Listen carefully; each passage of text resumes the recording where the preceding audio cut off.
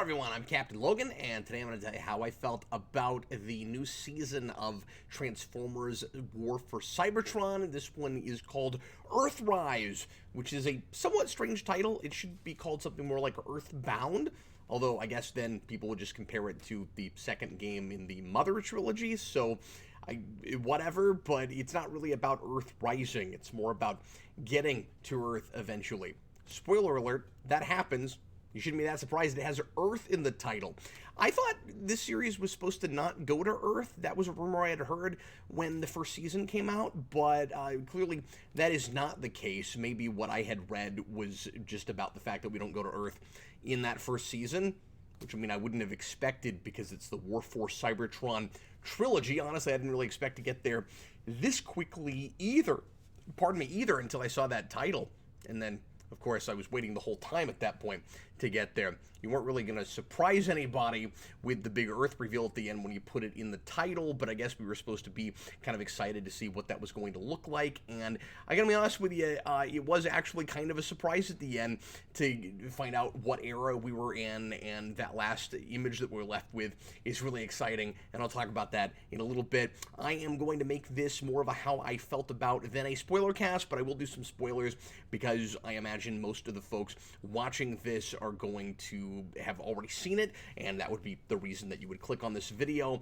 Chances are you're not still trying to decide whether or not you're going to sit down and watch this new Transformers stuff. You've probably at least seen the first season, so I would suggest don't watch the rest of this video until you've watched the show, if you've not seen the next six episodes.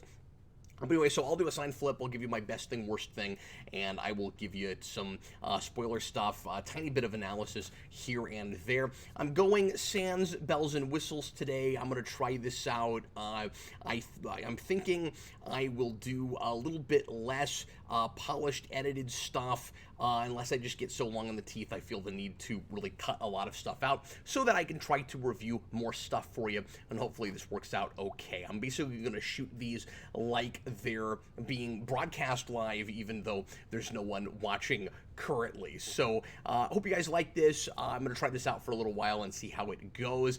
Anyway, on to the review. So Kareem and I did a live spoiler cast on that first season, and I keep calling these seasons, by the way. It's kind of odd the way this is being put out on Netflix, because it's not set up, and I wish that there was more of a standard way of doing this, because a lot of these streaming services will be kind of random about this.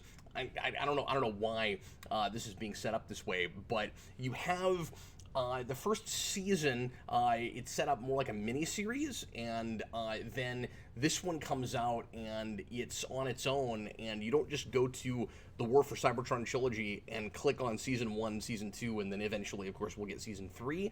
You have to seek them out separately, and that's a little odd and confusing for folks that didn't see the first part. If you happen to like Transformers and you're surfing around on Netflix, you're like, oh, I haven't heard about this, you might accidentally start watching this miniseries, this sequel miniseries to the first miniseries, when really they're just seasons of a limited TV show. I don't know why it's not being organized that way. It's really strange. And I'm trying to remember if Godzilla did the same thing. I think it may have, where that was also pitched in a similar way, where it was miniseries that were sequels to each other, but really should have been, I think, just put in the season model, just like we're doing for Castlevania.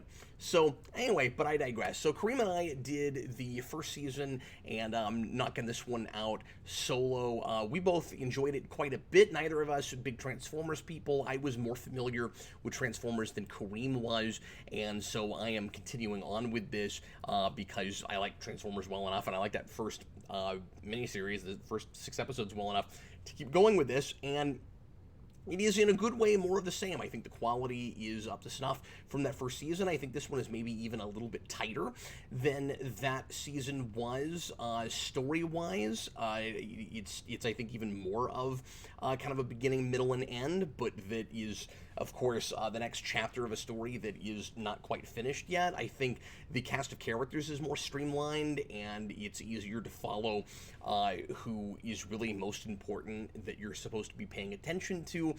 That issue that I always have with Transformers, with some of the characters feeling kind of interchangeable and all of the faces looking the same and all of that, is not a problem at all anymore to me this season. That might just be because I'm finally seasoned enough, and I'm not very seasoned at all as a Transformers viewer. I don't even want to call myself a fan, really. But, I don't know, maybe I've watched enough of this stuff now that I'm familiar enough with some of the major characters that that's not a problem anymore. But I really think it's more just because it is focused only on a few major characters, and it really is just the Optimus Prime and Megatron show, as it ought to be. This is your classic Clark Kent, Lex Luthor kind of tete-a-tete, where these guys used to be the best of friends, and they used to have the same goals, and their paths have separated to the point where they can never put their friendship together again, and where because they're at complete loggerheads and they want very different things. And one of them, in the case of Megatron, is a complete extremist now and a fascist, and there's just no coming back from that. And it seems like there is still a tiny spark, no pun intended, of humanity left in Megatron, but the idea is that he really does have no hope for redemption whatsoever, and redemption really is the name of the game this season. That's thematically and character-wise what the whole thing is about. Optimus has to really pay for the big giant mistake he made last season. I kind of think he made more than the one. I don't think that this is the best of leaders. Optimus has this problem in other things, and sometimes it's a matter of his just being morally ambiguous and stories not making it clear enough whether or not that is supposed to be the case. In this particular case, I think the issue is more just that he's not really all that competent. I complained about this with the first season, and here it seems like the show knows that a little bit more, but it's not really about his competence so much as just he is getting a little bit closer to what Megatron is, or maybe has the potential to go that way to some degree. There's a little bit of the whole, falling to the dark side potential for Optimus, especially toward the end. And I'm not totally sure that I fully buy the moment where he looks like he might really go dark toward the end of this. But initially, it's just he's losing sight in a smaller way. Looking at him up against Megatron, he's lost sight of what really is best for Cybertron. I meant Megatron a minute ago. Maybe I said Cybertron. But he, for the good of the many, throws away the Allspark in the bridge at the end of the first season, and that's a big no-no. It's hard to imagine how Cybertron can even get along without the Allspark, we discover, and it's just this big, huge, major mistake he makes in the moment, and he has to spend the whole season kind of learning to forgive himself and figure out how to move on from that, to live in the moment as it's discussed in this, instead of living in the past or being too worried about the future. And is a little bit of a character arc, kind of like Professor Xavier in Days of Future Past, I think, where he has really lost himself and he's lost his confidence, and he's not sure if he should be really the leader anymore, and he's making himself a liability for the Autobots and for Cybertron at large. I honestly think there are bigger issues with Optimus Prime than just that he threw that away. Like I said, I think he's got some kind of competence issues. I'm not totally sure even why he's so obsessed with Megatron himself forgiving him, because he doesn't see, and it's been a while since I've watched the first season, but it doesn't seem like he's blaming himself so much for what happened to Megatron as he is just the way he handled the stuff with the space bridge at the end of last season. And so when we get to that big moment, I've got some issues with that last episode.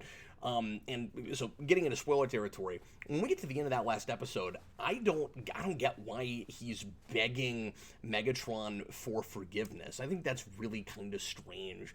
But anyway, so let me go ahead and just, now that I'm getting ahead of myself, and get to kind of a best thing, worst thing with this season.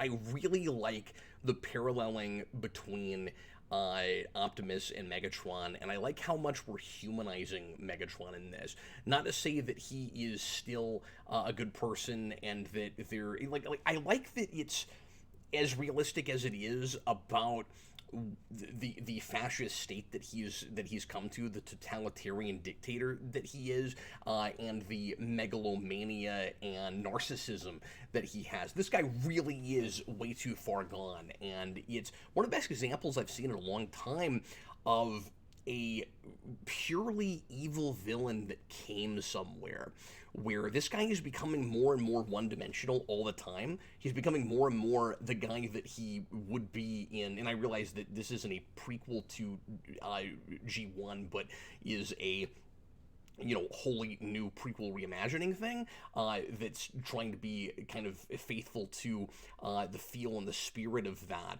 and I think it's doing a good job of that. But it really does seem like, as a prequel reimagining thing, he's getting closer and closer to the purely one-dimensional, straight-up evil, doesn't really have a thought in his head except more power kind of character, that Saturday morning cartoon character.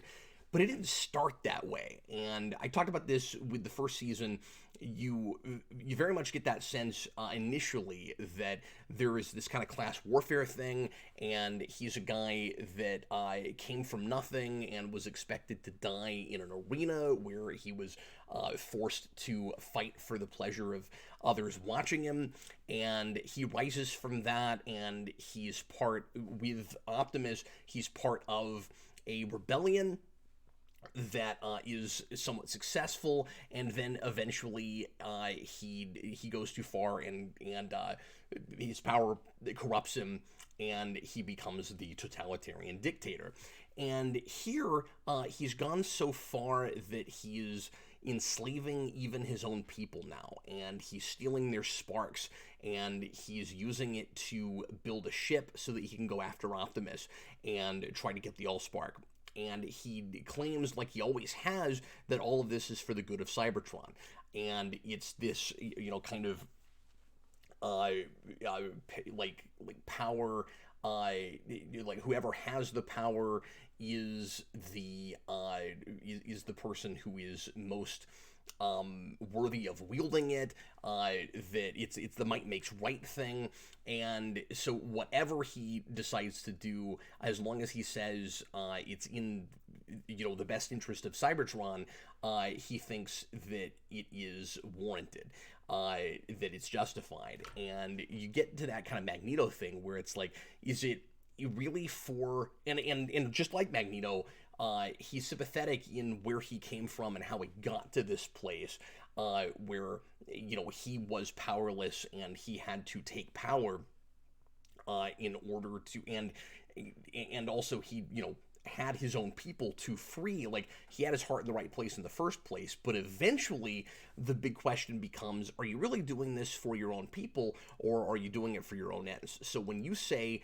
when Magneto says, for instance, I'm doing this for the good of mutant kind, is it really that, or is it really just revenge? And that's the same thing with Megatron. When he says, I'm doing this for the good of Cybertron, I have to do some bad things for the sake of the greater good, it gets to a point where it seems like it's the good of Cybertron is synonymous with the good of myself. Cybertron, in Megatron's mind, is himself. I think it's kind of interesting that both of those things end in Tron because of that. And so he's gone all the way to the point where he is using his own people and killing them in his mind for the greater good. and it's horrifying, and it's kind of heart-wrenching, and there's this wonderful moment within the first couple of episodes. Maybe it's the first, maybe it's the second, I forget, where Megatron is being told by, I think it's Shockwave, that he really needs to shut down this particular sector because he needs their resources, and he goes to that place to see they're processing something, or it's just a power station. I forget what exactly it is, and he goes to this sector. It's like Sector 22 or something, and he is seeing how these desperate Decepticons are living, and they all worship Megatron, and they're completely loyal to the absolute last. And you can see this conflict in him. It's really interesting how well some of these characters are able to emote with these robot faces that don't seem all that expressive. And but he is emoting, and Megatron is clearly conflicted, and just like Optimus is, but he is too far gone. He keeps getting these, kind of like Lex in Smallville, he keeps getting these opportunities for change that he refuses to take. And I say he's too far gone. It seems like that's the point of the show, is that he has, with this character anyway, that he's hit this point of no return, and that he is the complete narcissist, and that, like, there might be a part of him that still has a little bit of empathy for people, but it's the megalomaniac has really pushed all of that down. Or I guess it's possible that that the sympathetic version of Megatron is actually still fully alive and well and in there, and that he's just refusing to listen to that part of himself, because he's conflicted, but that's the part of him that he decides is going to keep winning out.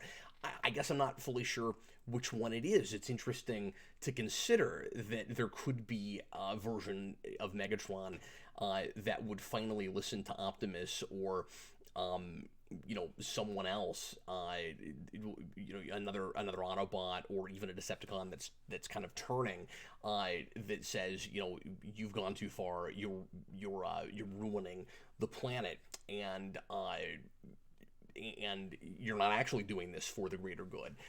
But I think it's kind of more interesting and less sappy if you don't get that moment where he is able to turn around.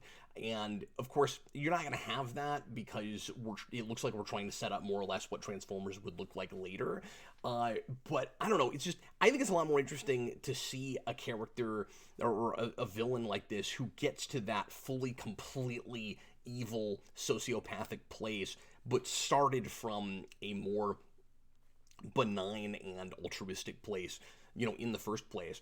A lot of really fun Transformers lore this season. That's another thing I like a whole lot. We finally get to the Quintessons in this, and I'm really glad that I've seen the 86 movie as much as I have now, because that's really my signpost for Transformers. That's really the thing that I've consumed the most of this material, and it remains, I guess, the most popular thing with fans, so we keep going back to it a lot, and that's where a lot of the major lore comes from. So the Quintessons, and or at least where a lot of the major lore is really is really mined and fleshed out, because some of this stuff was there in the first place in the TV show, as far as I understand it. But I think when people think Quintessons, they think that movie, and same thing with Unicron, and we get our first glimpse of Unicron this season, which is really cool, and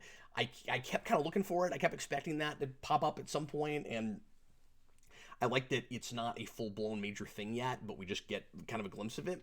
And we got Galvatron, which was unexpected and kind of odd, and we're interpreting Galvatron in a different way than I did in that movie. And maybe I'm wrong, maybe I didn't understand what Galvatron was, but in the movie, it seemed like Megatron transforms into this new thing called Galvatron.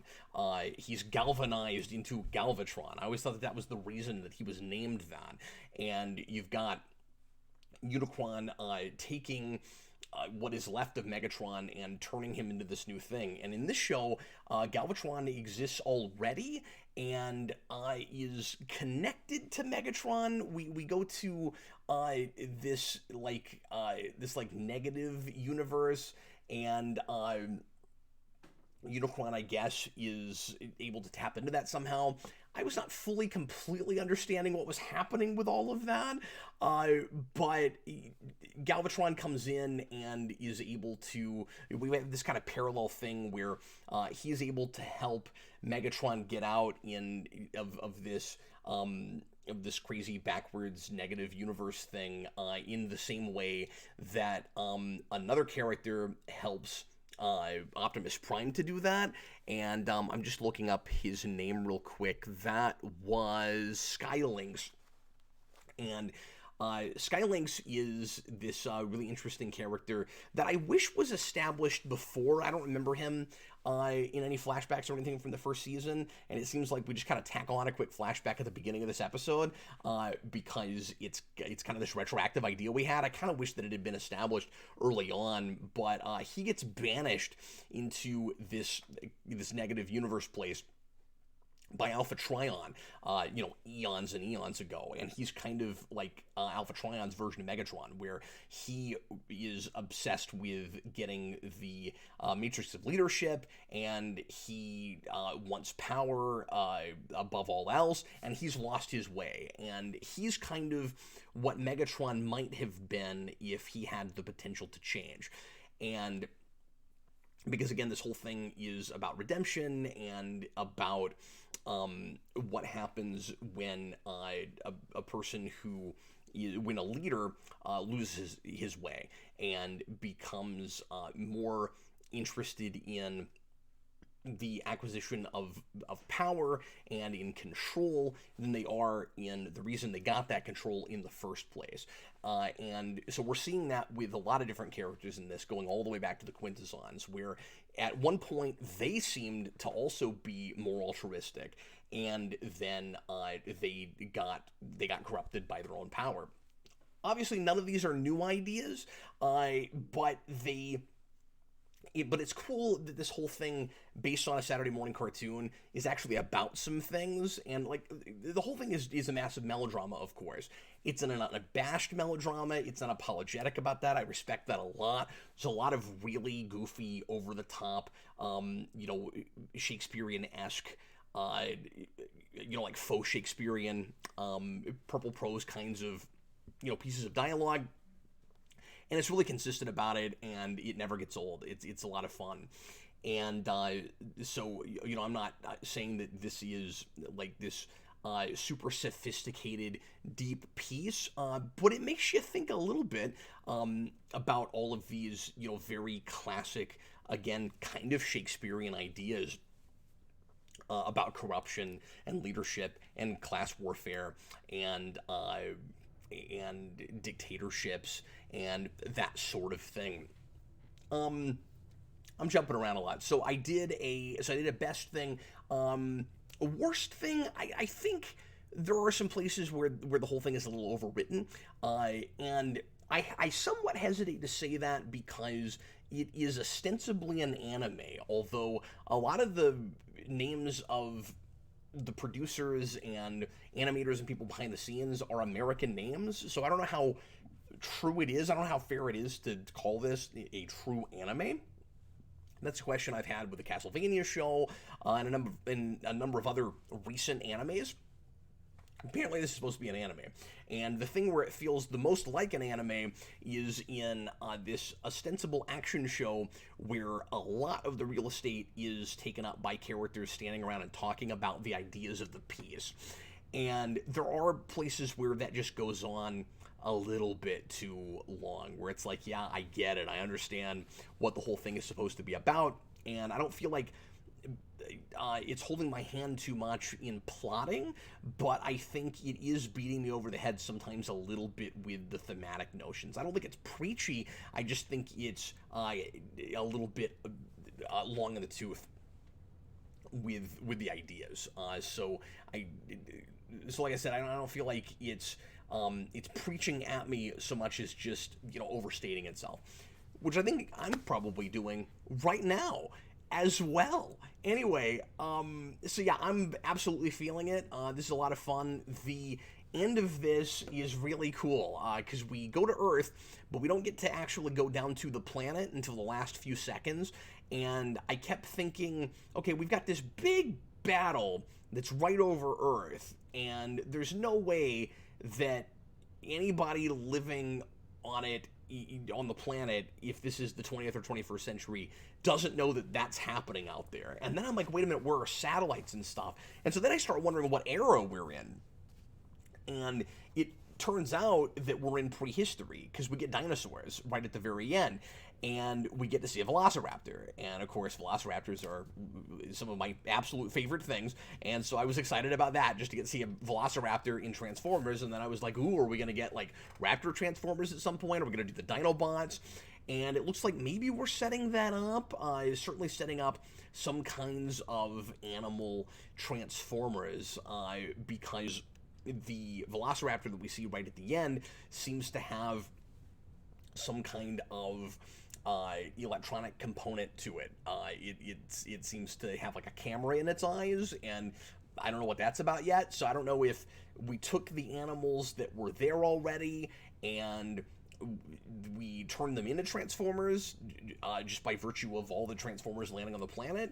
That happens right at the end, or if they were, for some reason, there were already dinosaur Transformers there. I doubt it. I think it's probably the first thing. And I wondered, and again, I don't know my Transformers lore really well, so it might be that this is how it's always been, and that the Transformers are just there for a really long time. I didn't think so, though. I thought traditionally the Optimus and the Autobots landed during the 80s, and that maybe there had been some Transformers there in the past, but I don't know that for sure, because this is still something of a blind spot for me.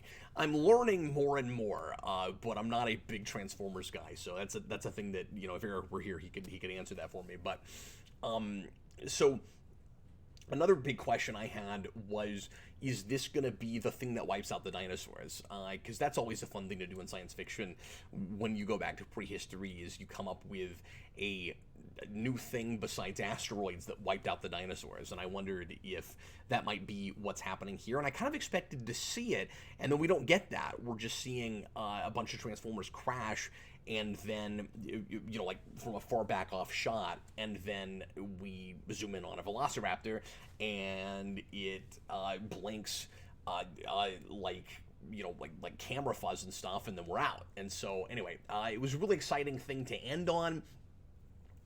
I think the 6 episodes are sometimes drawn out a little bit. Like I feel like it could have been done in maybe like 1 or 2 fewer episodes. I felt that way with the first season as well. Like I said, I think the plotting is a little tighter.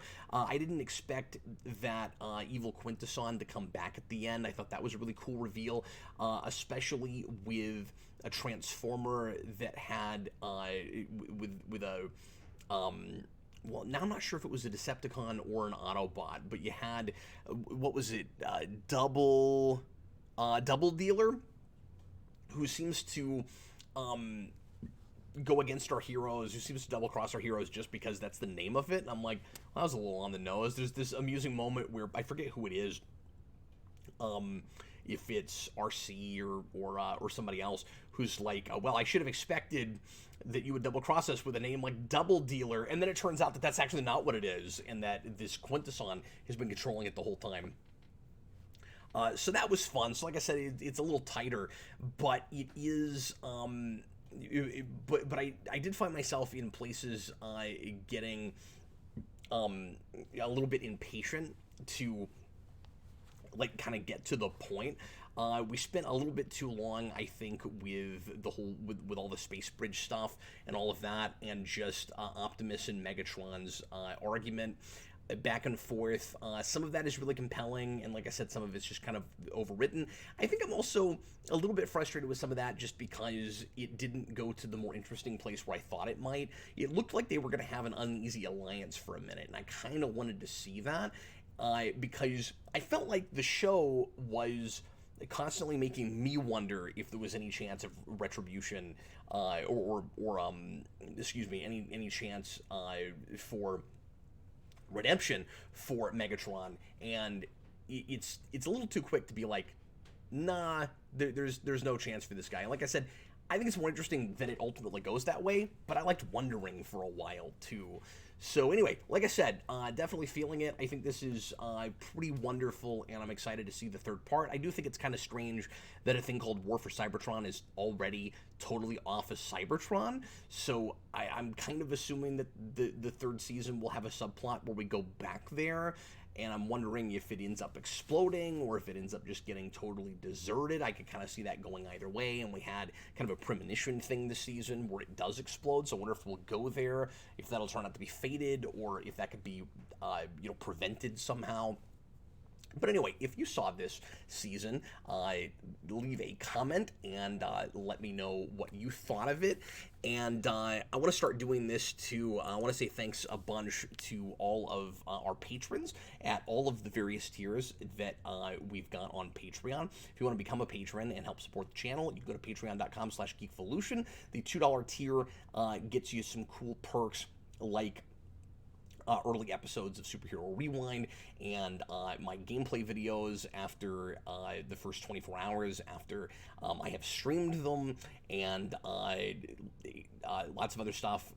Also access to Captain Logan After Dark, which we do twice a month. If you go to the $10 tier, you can become a Patreon producer, and I'd like to start thanking our producers on more videos, so I'm going to do that right now. Thanks a bunch to IronBat1993, Zach, Wendell Jones, Victor, Nick Manna, Nicholas Morgan, Michael Gulick, Michael Micheletti, Kareem, Jacob Schneider, Damon Begay, CM Productions, Thomas Edgehill, The Day Ghost, Stone Gassman, Snuffles, Lone Wolf Jedi of Gotham, Carl Maxey, Bag Studios, Josh Hughes, John McLean, Ian McKee, Elliot Slater, Dylan Musciello, Chewbacca's Lover, Caleb Azim, and Red Bandit. And I'll see you guys again with lots more videos this week here on Geekvolution. Once again, leave your comments. Let me know what you thought of this show. See you later, folks.